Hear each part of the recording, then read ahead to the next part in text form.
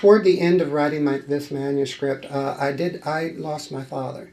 And during that period, it was a little emotional, and you can never bring emotion to your workplace. And I thought, well, I don't want to bring emotion to this, not personal emotion, because I did not know her. I just wanted to tell her story. But I found a voice. I heard a voice. And I even found voice in ecstasy in me. There are passages in that book that it is Hedy talking. She never read the manuscript, and she signed off for it. And she wanted the security of money, and she signed off for it, and most of it is fiction. But there are passages you can hear her talking.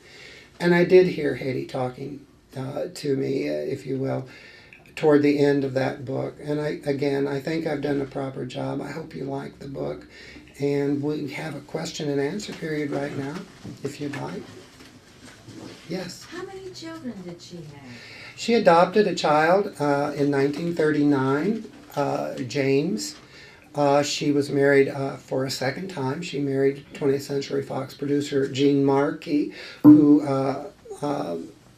had just recently divorced Constance Bennett, or Joan Bennett, rather. And they adopted a young boy. And when she was married to John Loder in the mid-40s, she had two natural children, Denise and a son, Anthony. Around 1951-52, her son James was a very fractious child, I understand. And Hedy and he had a terrible misunderstanding. He was just a young boy, 11 or 12 years old. But at any rate, he went to live with other people. He was also in military academy. Hedy did financially give him an education and a trust fund, but they never spoke for many decades, which to me is hard to understand. Again, that type of situation is not a situation I was used to, so it's difficult to understand. But that is what happened with him, and he's still alive, as are her other two children. And she had three children. Yeah. Stephen, I have a question. Since we're in La Jolla, near San Diego, can you discuss what brought Hedy down to the U.S. Grant Hotel in San Diego in March of 1939? With Gene, yes, I sure can. Gene Mackey, yes. Well, I think they came down here to get married, as a matter of fact. Gene Markey, rather. Gene Markey, right. Yes, she eloped with Gene Markey in 1939. And she also came down this way again. Well, actually, she had come down this way prior to that. She continued past here, down to Ensenada, I believe it is, where she finally did divorce her first husband, Fritz Mandel, and that was, by 1938, she was divorced. Nobody has the actual papers on that, but she was indeed divorced from him, and she didn't divorce him in Europe. Any other questions? Yes? Did she find happiness with any of her five husbands? Someone asked me the other night, did she love any of her husbands? And I have a theory. I think she did love Fritz Mandel. He kept in touch with her. They wrote letters to each other, very affectionate letters to each other. He escaped to South America and built up. He became a real big crony of Juan Perón. Some people say that he actually produced some of Evita Perón's movies. I don't think so. He did build up a metals work in South America, and he reestablished his fortune during the 40s. He was banned from coming to the United States. He was actually arrested several times too. But he died in 1977, and until his dying day, he and Hedy talked on the phone all the time. And he would sign his letters affectionately to her, Bunny. And so there is a theory that possibly Mendel did know what was building up and what was happening, and he was a large cause of it in Europe. And he actually financed, aided and abetted Hedy's escape, because they did keep in touch with each other. She never talked much about Gene Markey. She and John Loder had a very disastrous marriage and divorce. They never spoke again. However, she did talk to Markey occasionally. She was married a few more times, a total of 6 times. And she did at the last husband that she was married to, who's still very much alive, she did actually know that he loved her, but she was a very difficult woman to live with.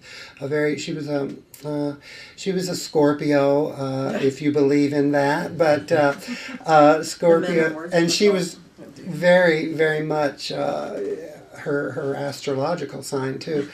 But I think Fritz Mandel possibly she loved. It's just that it was very difficult times to be in Europe.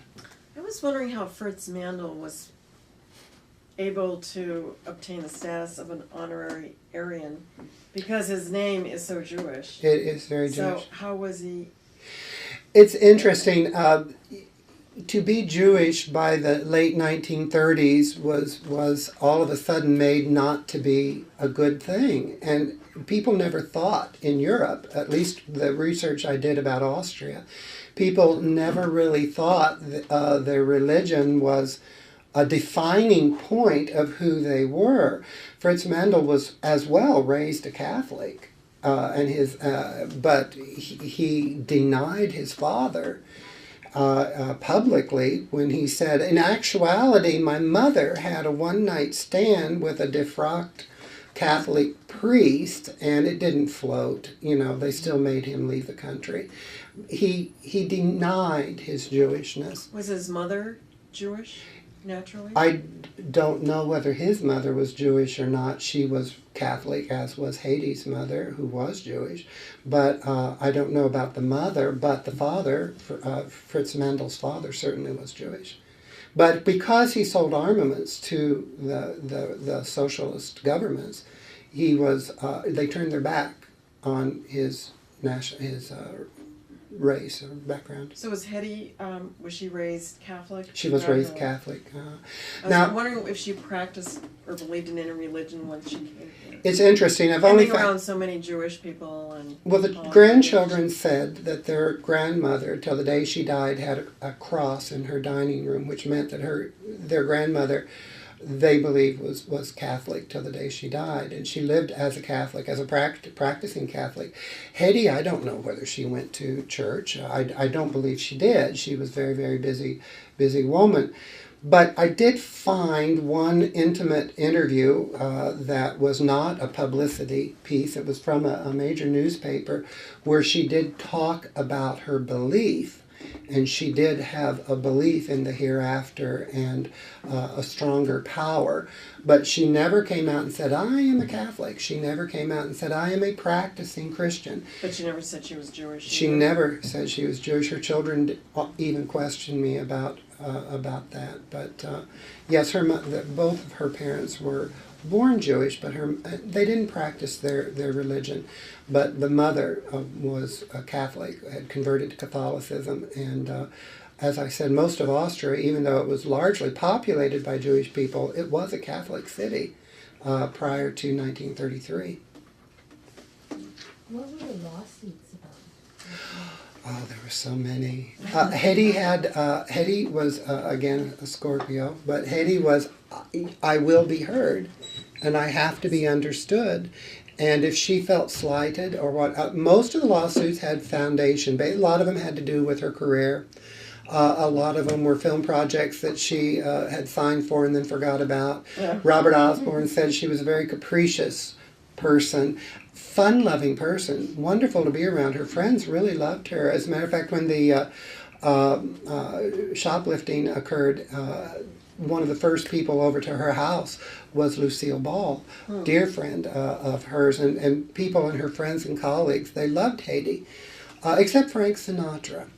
And there's a couple of anecdotes in the book about Frank Sinatra, but most of her lawsuits in her later life were her trying to beat a dead horse, if you will. She then, in turn, when she was acquitted with the May Company, she sued them. The thing about the book, she tried to get Ecstasy and Me stopped from publication because it was so scandalous in the 1960s, as I said earlier. Anytime sex was mentioned, I know my mother would buy the book and hide it under her mattress. It was like that scandalous. And Ecstasy and Me was one of those books. She didn't read the manuscript like I said. She didn't. She had told her story to these two ghostwriters, and so she sued them. When that didn't go through, she sued the publisher. She came very close to winning that lawsuit, extremely close to winning that lawsuit at one point, because apparently some audio tapes that were given to the ghostwriters by her psychiatrist at the time. Of course, that's a no-no, that. And she came very close to winning that lawsuit, except she couldn't prove that she had filed that particular lawsuit in the state of New York. She couldn't prove that, so it finally dropped, and the book, of course, was published, and it effectively ruined her in Hollywood. And but she did have very close friends. She won a huge lawsuit.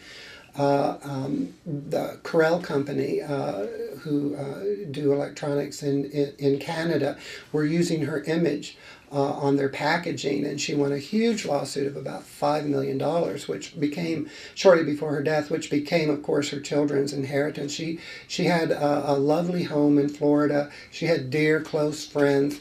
There's been a lot of myth, a lot of fiction about Hedy Lamarr. Most people, young people, don't know who she is. The book tells who she is, why she is. She left us a double legacy. She left us a marvelous canon of film work. We're a voyeuristic society. We love to look at beautiful things, beautiful people.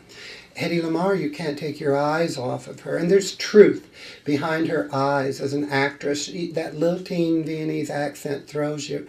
But if you look at her eyes, sometimes you can see there's an intelligent mind, a wonderful actress working.